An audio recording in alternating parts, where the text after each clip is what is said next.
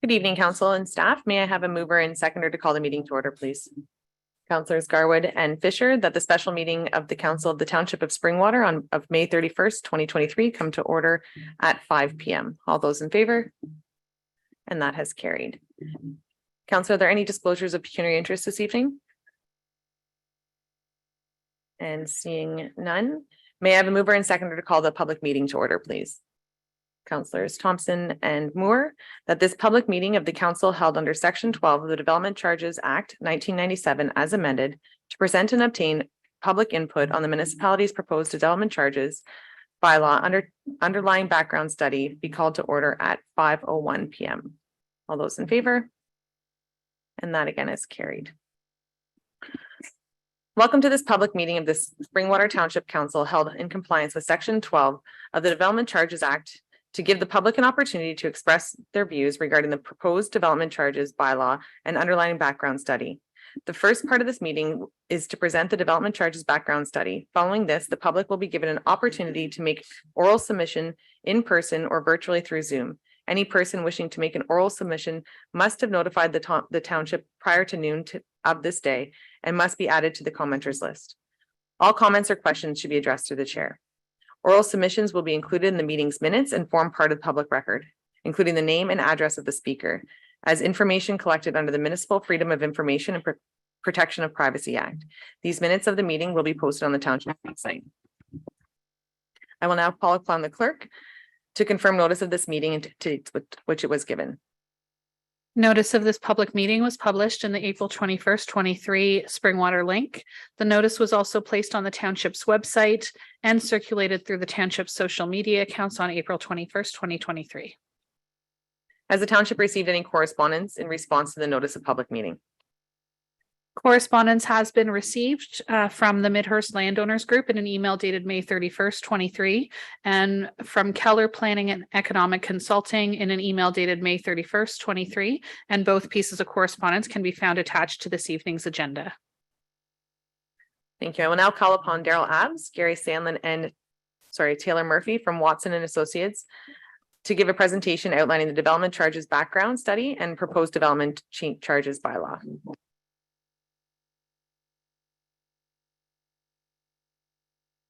Thank you very much.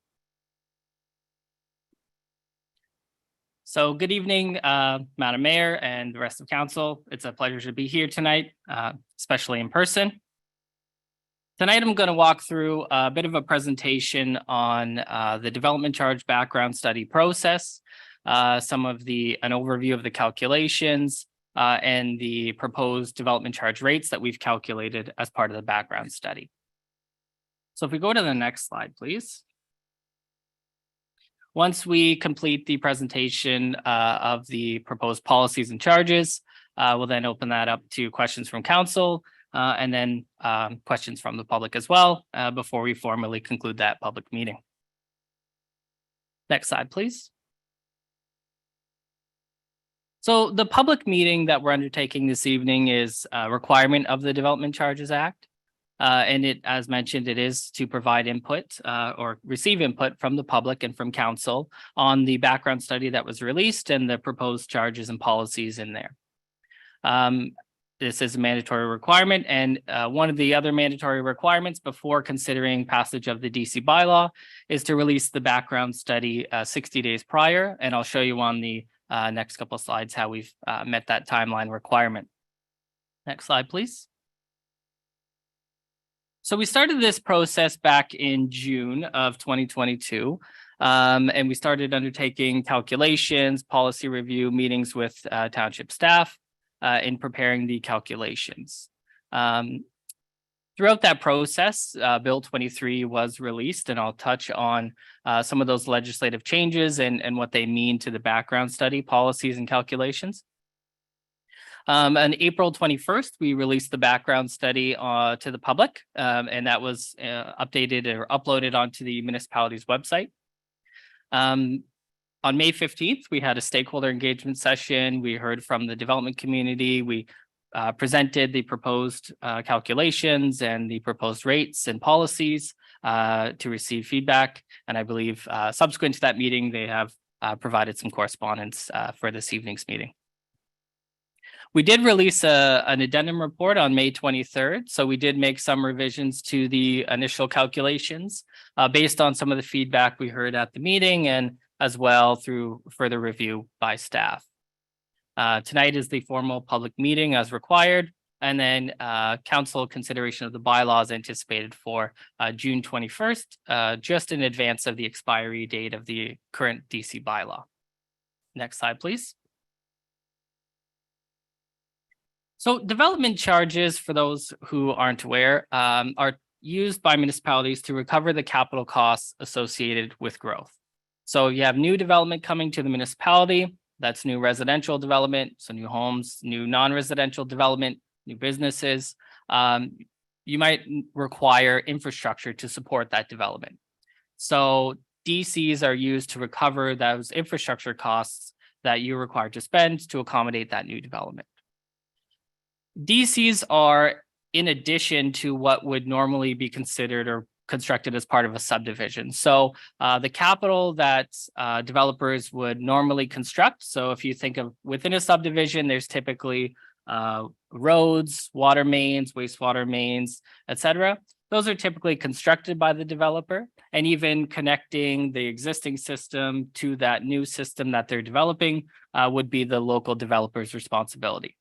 Development charges are then the capital costs to connect a broader system to those developments or for other services such as fire, police, library, parks and rec, etc. And municipalities are empowered to impose these charges through the Development Charges Act. Next slide, please. So with the recent changes to the legislation, the province has revised the Development Charges Act and listed specifically the development charge eligible services.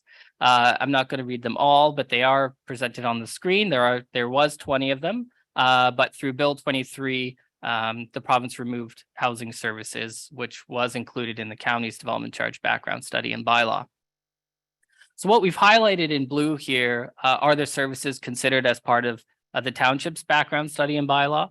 And so that's water, wastewater, services related to a highway, which is really roads and public works, fire protection services, library, and parks and recreation services.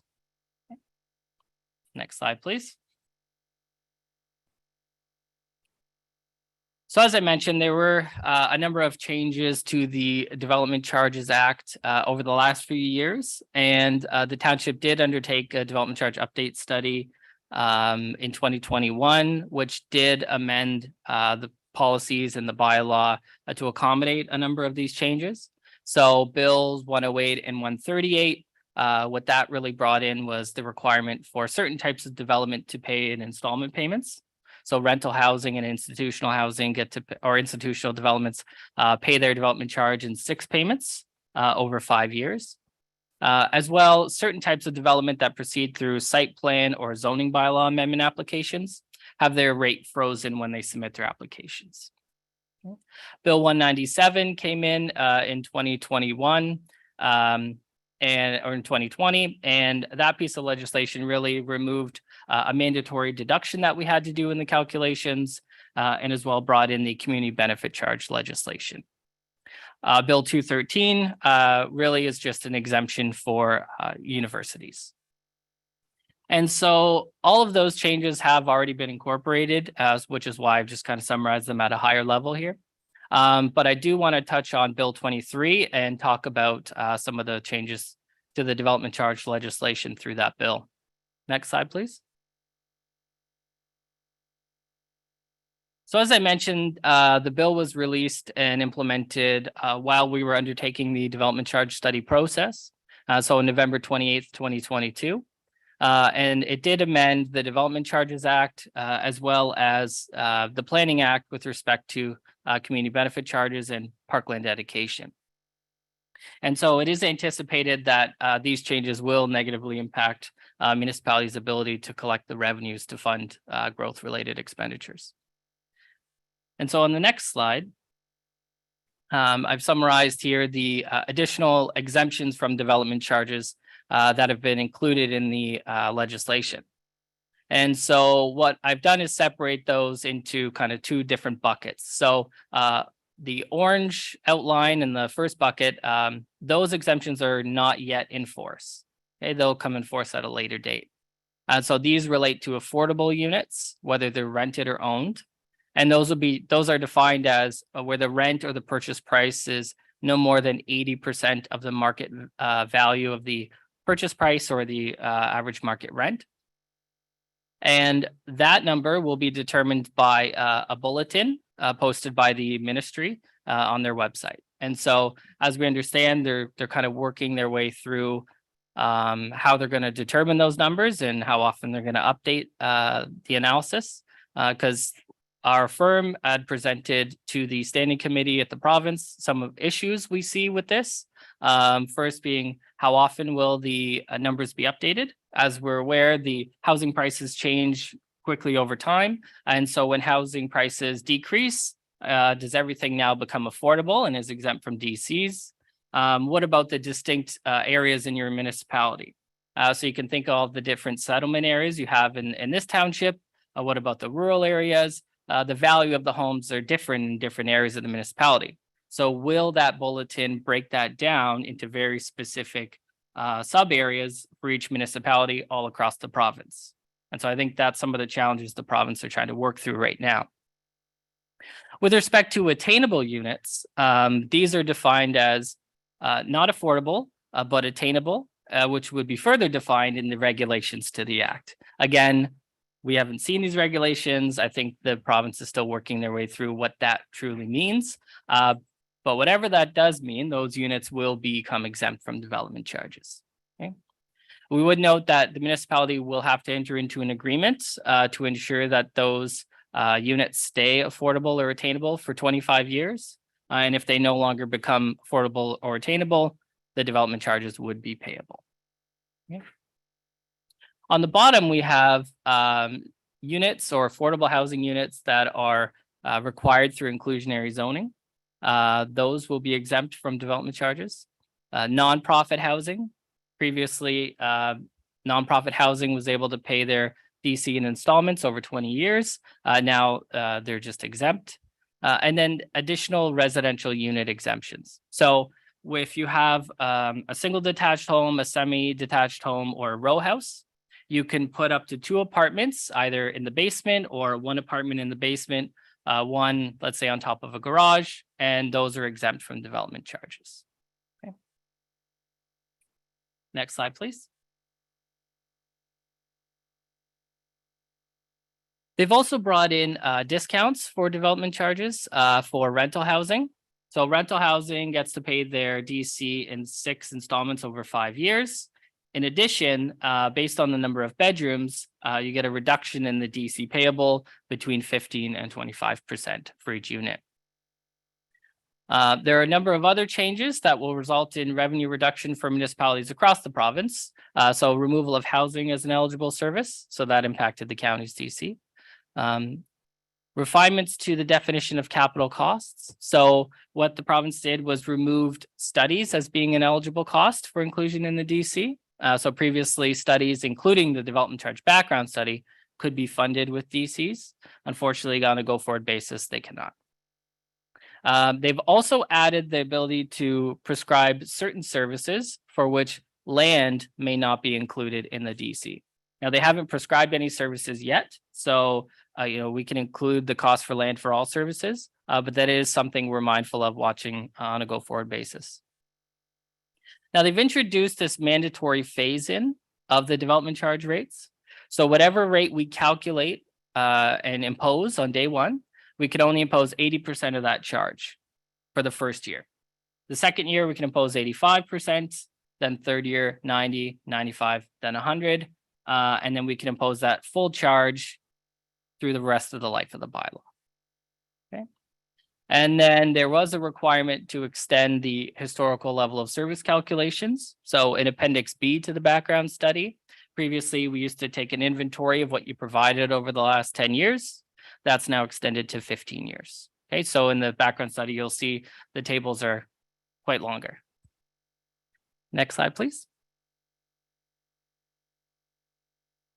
There are some additional changes that will increase the administrative burden on municipalities, and just some other refinements. So for those developments that proceed through site plan or zoning bylaw amendment that have their rate frozen, or for those installment payments, there was the ability to impose an interest rate on those installment payments or that rate freeze.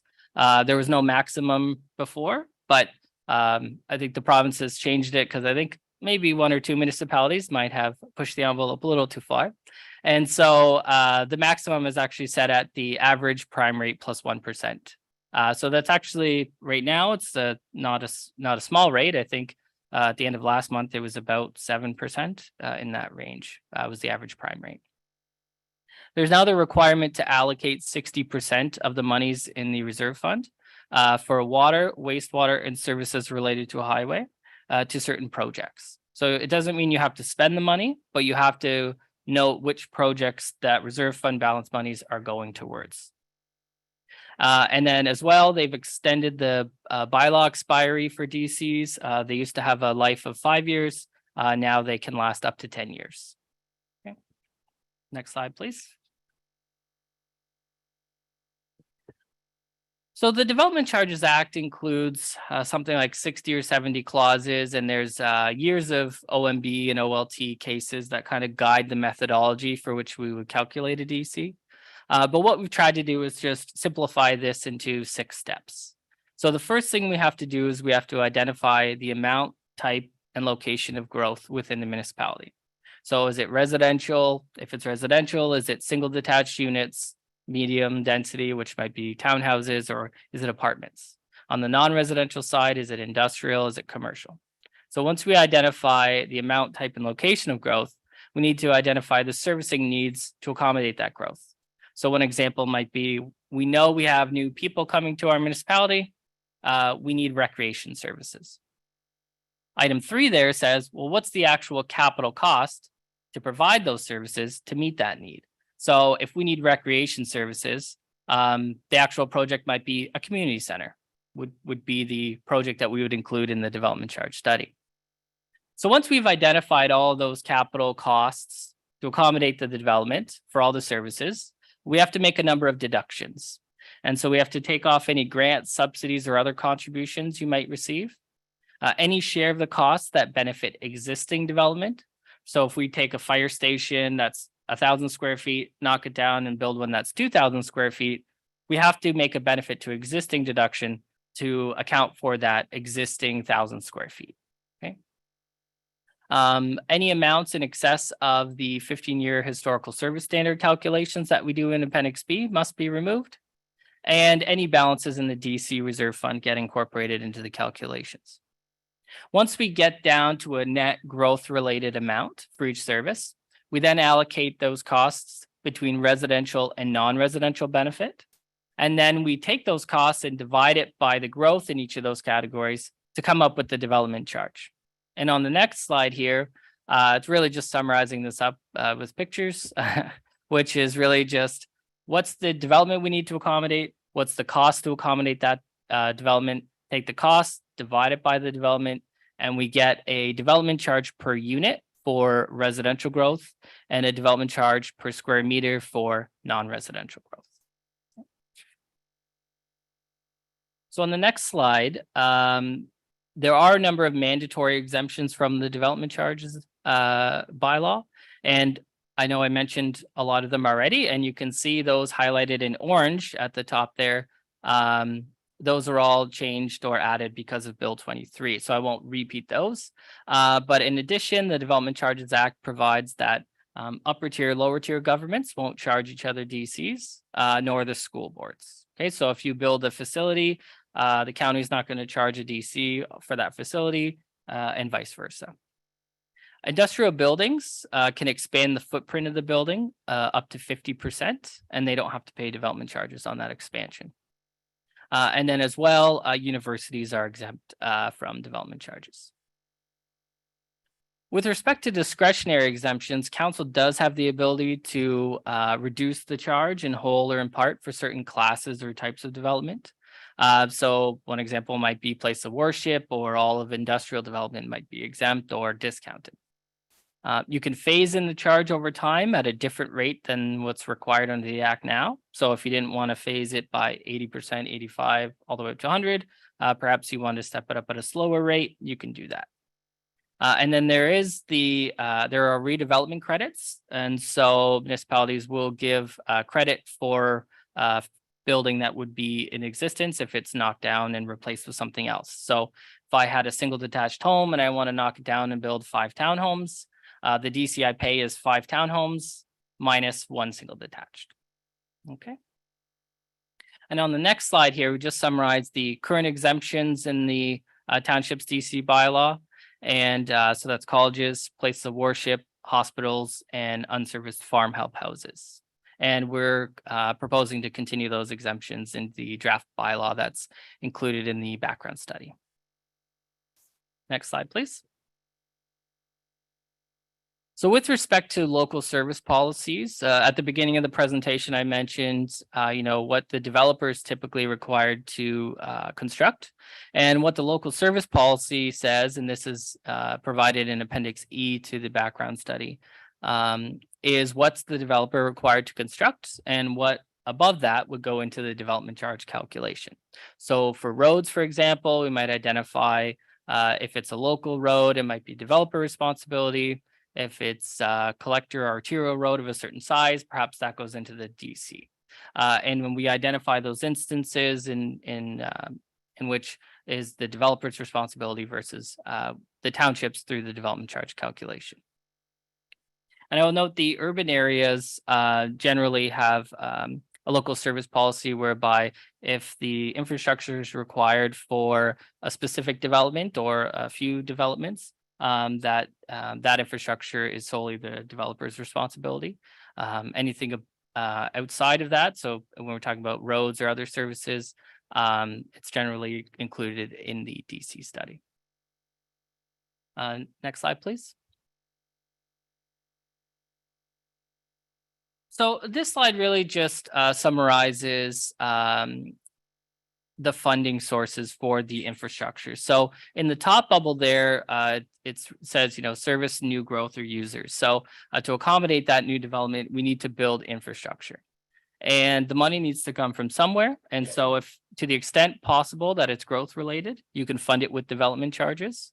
But if it doesn't come from development charges, then it generally comes from rates if it's water and wastewater, or taxes if it's tax supported services. Next slide, please.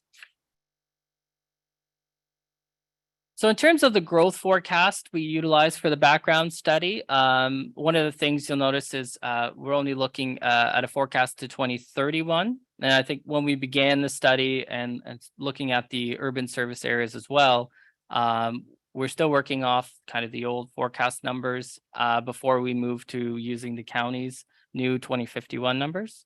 And so to 2031, we're looking at a net population increase of just over 13,000 people and just under 4,900 residential units with 1.5 million square feet of gross floor area of non-residential development. With respect to the urban areas, build out here is really referred to as the kind of existing capacity of the systems. So, Anton Mills might only have 145 net population increase anticipated due to the existing capacity availability. For Elmvale, it's just over 1,000 net population increase. Hillsdale, just over 1,500. Center Vespra, 542. Midhurst, just over 16,000, and Snow Valley, about 220. Okay. Next slide, please. So as I mentioned earlier, the services we're looking at for inclusion in the DC background study and the bylaw, it's services related to a highway, so roads and public works, fire, parks and recreation, library, water and wastewater services. Next slide, please. Now, with respect to the current development charges, the township-wide charges for a single detached home are just under $19,000, so $18,782. With respect to the number of rows underneath, each of the urban areas had a distinct development charge calculation in the previous study. And so the charges range from a low of $27 for the Midhurst secondary plan area, as that was really only just for collection for a study, all the way up to just under $13,000 per single detached unit for water and wastewater services in Elmvale. When I won't go through all of the charges because it's quite the table there. But on the non-residential side for the township-wide charges, we're looking at just under $58 per square meter. And then with the addition of the urban area charge in Elmvale, that goes up to $114.21 per square meter. So those are the current development charges. If we go to the next slide, what we'll see is the table is quite a bit smaller, and a number of the charges are removed for the urban areas. And that's generally because many of those charges related to studies that are no longer eligible for inclusion in the DC background study. So the calculated charge for the township-wide services for a single and semi-detached units is just under $24,000 per unit. Okay, and if we're looking at the non-residential development, it's just over $79 per square meter of development. Adding in the Elmvale urban area charges brings that total up for single detached homes up to just over $37,000 per unit, and for non-residential, just over $148 per square meter. Okay, all of the other urban areas, there's no additional charges. They would just pay the township-wide DC charges. Next slide, please. So what we've done here is just to try to summarize the difference between the current charges and those that were calculated as part of the April 21st background study, and then the amended charges through the May 23rd addendum report. Okay, so you can see for the township-wide services for a single detached home, the current charge was just under that $19,000. We calculated the charge actually to be $24,717, but with the revisions in the addendum report, that was reduced to just under $24,000. In the urban area, you can see there was a number of charges that were initially calculated, but due to the local service policy, we removed those capital items to be consistent with all the other urban areas, whereby the capital works required would be funded by the local developers.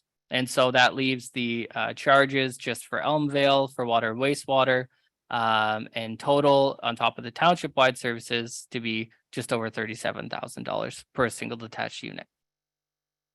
If we go to the next slide, please, this summarizes the non-residential charges that we've calculated. So that current charge of just under $58 per square meter would increase to just over $79 per square meter. And then for Elmvale, the total charge would go from just over $114 per square meter up to just over $148 per square meter. Okay, all other urban areas would pay that township-wide charge only. Next slide, please. So I'll just finish off with a bit of a survey of the charges and how they compare to some neighboring municipalities. So you can see on the high end in BWG and New Tecumseth and Innisfil, Barrie, they're all up in around that $100,000 per single detached home range, BWG being the highest. Around about the middle is where we see the current charge for Elmvale, and that's kind of the reddish orange outline. And you can see with the arrow how it's increased slightly. So it's just higher than Wasaga Beach's rate. For the teal color, that would be the township-wide charges. So that's closer to the end of the list there. And moving up to where that teal arrow is, as I mentioned, just in total with the upper tier charges as well as the education DCs, and around that $40,000 mark per single detached unit. And then for all the other urban areas, there's a number of different charges circled in yellow. And then you can see there with the yellow arrow, it's the same as the township-wide charges because that's what they would be paying. On the next slide, just a survey of the commercial charges. So similar pattern, we see kind of low to the mid-range charges for the Elmvale urban area and the township-wide charges and all the other urban areas being down near the bottom of the survey. And then lastly, for industrial, in the next slide, please. We have a very similar story there. Again, Elmvale in the middle and the township-wide charges around the lower end of the survey. Next slide, please.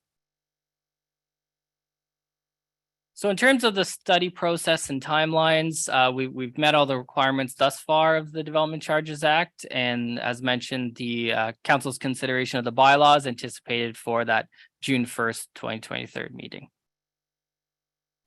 Thank you very much. Happy to answer any questions you might have. Thanks. Thank you very much for the presentation. I will now call upon the clerk to provide the number of people who have registered to ask questions or make comments regarding the building permit fees review and suggested amendments. Thank you. There have been no commenters registered to make comments this evening. Do any members of council have any questions or comments for the presenter or staff? Deputy Cabral? Thank you, Mayor Congman, through you to, and I have to apologize, I forgot the gentleman's name. But if it would be possible for him to provide us a little more clarity on the percentage increases. I think it started off at 80 or 85%, and then it worked its way up. I guess my question would be, given the amount that we're looking at, would it be a percentage of that would be payable, or would the entire amount be payable in those steps going forward? I'm hoping you understand my question is. Basically, in a nutshell, if it's $30,000 and they have an 80% at the beginning, do they only pay the 80% going through, and then each year we increase it to the next step, which effectively means we're losing money at the very beginning as far as development? Thank you. You're nodding. You saw the head nods there. Are there any other questions from council?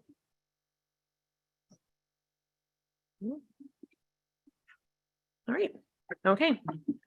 Thank you to all who participated in the public meeting with respect to the proposed development charges bylaw and underlying background study, and for showing an interest in the matter. May I have a mover and seconder to adjourn the meeting, please? I will go to Deputy Cabral and Councillor Moore.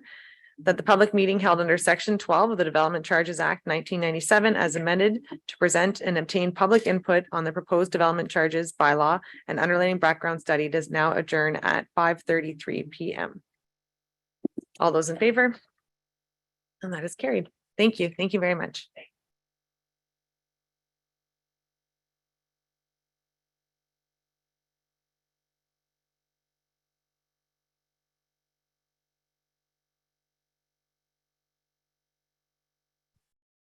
May I have a mover and seconder to approve the report regarding the development charges background study?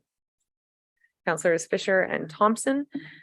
That subject to comments received in the public meeting held under Section 12 of the Development Charges Act 1997 as amended to present and obtain public input on the proposed development charges bylaw and underlying background study, a bylaw be submitted to council for consideration and approval on June 21st, 2023.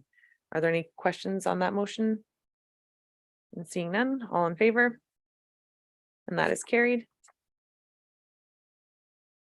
And may I have a mover and seconder to approve the report on the proposed provincial policy statement, the PPS 2023 for the Township of Springwater Commons.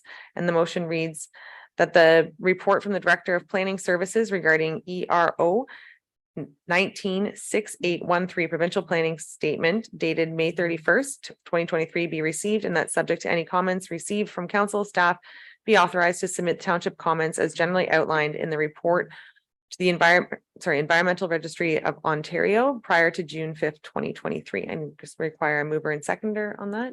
Councillors Fisher and Moore. Are there any comments on that, council? Questions? Deputy Cabral, I do have Director Spagnell waving here, so I'll go to him first, and then if it's not addressed, we'll move on to your question. Director Spagnell? Thank you, Mayor Coughlin and members of council. The one update I'd like to provide just to council, just to demonstrate how quickly things are moving at the provincial level with respect to changes. I've been informed that the province has actually extended the commenting period on the provincial planning statement an additional 60 days. That will be to August 4th, 2023. My understanding is that this is tied to a number of comments that have been received from the agricultural community with respect to the changes that are proposed through the provincial planning statement. So really, I think staff are in council's hands as to whether or not council wants to take advantage of the extension, the 60-day extension, to see whether or not there will be additional policy changes that come down through the province. And then maybe we can pivot and adjust on that basis. But that's my understanding, is that there's a 60-day extension, and it's related to comments received in part, to my knowledge, from the agricultural community.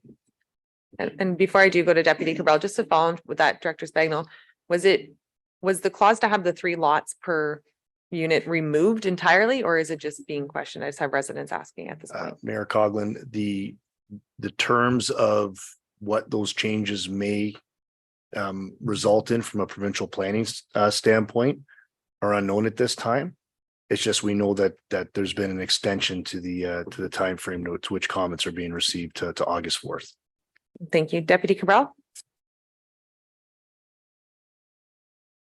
Thank you, Mayor Coughlin, through you to Director Spagnol. I think probably I would like to just ask you, with respect to one particular area where we talk about the downloading of pretty well all of the approvals to the township level, and the county wouldn't have anymore. Do you foresee down the road that the county would still be in a position to provide guidance and consultative expertise to the townships within Simcoe County, or do you envision that we would be basically going forward completely on our own? Director Spagnol. Thank you, Mayor Coughlin, through you to Deputy Mayor Cabral. In discussions with county staff, I mean, to be able to answer that question with any certainty, I can't do that because I'm not really sure what the county's role will be once everything materializes. But in talking with county staff, is they have committed to providing an advisory role and providing information or an informative role as it relates to, I would say, county-wide considerations. But at this point, from an approval standpoint, it's very clear that the province has it in their plans to remove the county's approval authority, and that is of August 2024. I have not heard anything different in that respect, so I can't really comment as to what the county's role will be from a planning standpoint. Okay, thank you. Council, at this time, will we, as a friendly amendment then, just to have the date changed to August 4th, or how did you want to? Sorry, Clerk Ainsworth, I'll defer to you. Director Spagnol. Thank you, Mayor Coughlin. I would suggest that maybe if there's any redirection of this, that it be subject to the changes or any potential changes that are reflective of the provincial planning statement. And if that's the case, staff would bring back a revised report to reflect those changes. If that does not occur, I would suggest that if council does have any additional comments, maybe provide those at this point in time. And then if there is any substantive changes coming down from a policy standpoint, staff can move forward with this report and submit. But I suspect there will be some changes to the statement just based on the extension. Thank you. Clerk Ainsworth.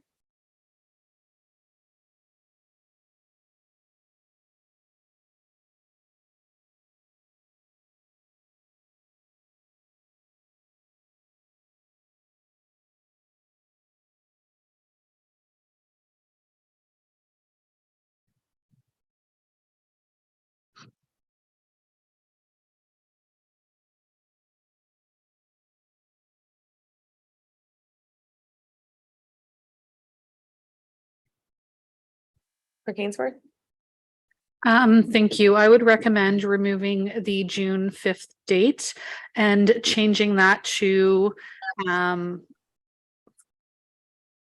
submission prior to the submission deadline, pending any future reports should the province release further proposed changes. I'm satisfied with that. Counselor, are we satisfied with that as a friendly amendment? Yes, and Counselor Fisher? Sorry, just for clarification, we're delaying sending this then at this time. However, we would be sending it prior to that date, correct? All right, council, we already have a mover and seconder. All those in favor? And that has carried. And may I have a mover and seconder for the confirmation bylaw, please? Councilors Moore and Deputy Cabral, that bylaw 2023-055 to confirm and adopt the proceedings of council in the special meeting held on May 31st, 2023, listed herein, be signed and sealed by the mayor and clerk. All those in favor? And that has carried. And a mover and seconder to adjourn the meeting, please. Councilors Garwood and Thompson, that the special meeting of the Township of Springwater does now adjourn at 5:41 p.m. to meet again on a regular meeting on June 7th, 2023 at 6:30 p.m. And that has carried. Thank you very much. Have a good night, George.